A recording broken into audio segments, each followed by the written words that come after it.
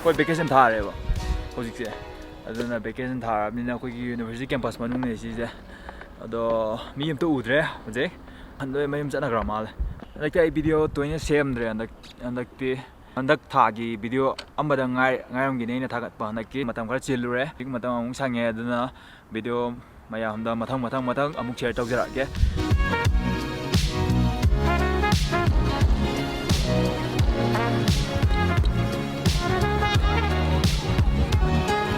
ꯃꯌꯥꯝ military training ꯇꯧ ꯂꯥꯛꯏ ꯃꯣꯏ ꯚꯦꯀꯦꯁꯟꯒꯤ ꯀꯦꯝ ꯑꯣꯏꯔ ꯃꯥꯜꯂꯦ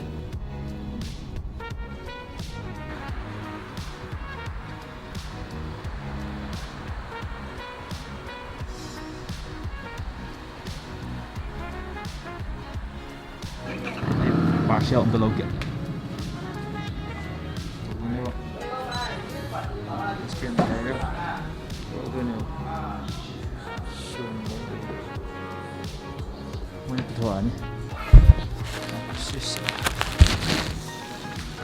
Senagi ATM pun ni.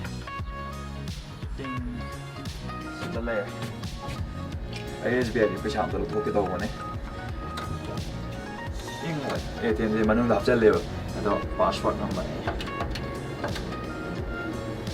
Oh, I English kalau udah ni. Okay. Don't worry.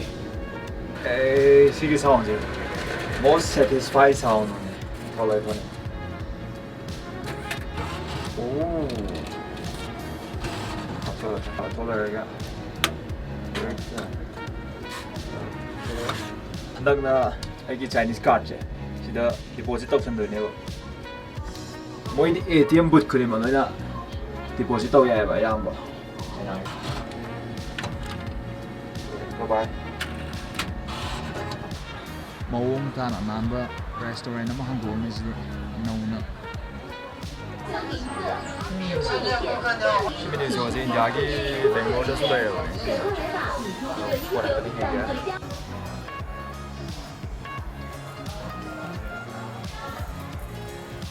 这哪是木板的，不点干的。cake masa不能的，不能 cake masa 都15 yuan 的，15 yuan 还得会 Indian rupees 的150 rupees。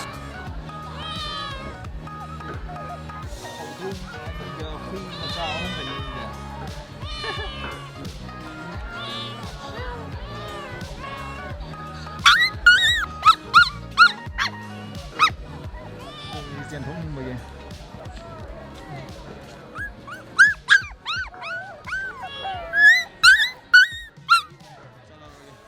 Hậu tung mà sao anh dễ đi. Hãy subscribe cho channel này để giveaway tàu cái khale. Đó cái channel sẽ hậu sẽ 39k something like này subscribers 40k ở ta cái within 2 weeks bao nhiêu mà nung đó ai mà làm đó YEEZY 350 shoe đó latest version đó mà làm giveaway tàu thôi khale. Ai cái video này video mà làm na subscribe tàu đó na amadi share tàu đó na 40k giàu na ba mà làm na mating bang biro giveaway cái rules ấy số mấy tàu rồi khale giveaway cái rules ấy ai cái new videos upload tꯧꯔꯛꯄꯗ first 30 minutes comment ꯄꯤꯔꯛꯄꯗꯣ ꯑꯗꯨꯗ ꯑꯩ chance ꯄꯤꯖꯒꯅꯤ ꯃꯗꯨꯗꯒꯤ best comment ꯈꯪꯍꯜꯂꯒ ꯑꯩꯅ ꯍꯧꯖꯤꯛꯀꯤ giveaway ꯁꯦ ꯇꯧꯖꯒꯅꯤ ꯑꯗꯨꯅ ꯃꯌꯥꯝꯅ ꯑꯩꯒꯤ video ꯍꯦꯛ upload ꯇꯧꯔꯛꯄꯗ ꯃꯌꯥꯝꯅ ꯈꯪꯅꯕ subscribe ꯀꯤ ꯅꯥꯀꯟꯗ bell ꯑꯃ ꯌꯥꯎꯕꯗꯣ notification bell ꯗꯣ ꯅꯝꯕꯤꯔꯣ ꯑꯗꯨꯗ ꯑꯗꯨ ꯑꯣꯏꯇꯥꯔꯒꯗꯤ ꯑꯩꯅ video upload ꯇꯧꯔꯛꯄꯗ ꯃꯌꯥꯝꯗ notification ꯂꯥꯛꯑꯅꯤ ꯑꯗꯨꯅ ꯃꯌꯥꯝꯅ first 30 minutes comment ꯄꯤꯕ ꯌꯥꯔꯒ comment ꯄꯤꯕꯒꯤ ꯈꯨꯗꯣꯡꯆꯥꯕꯗꯣ chance to hain fangani mayam try a luck anyone can be the winner do good news amana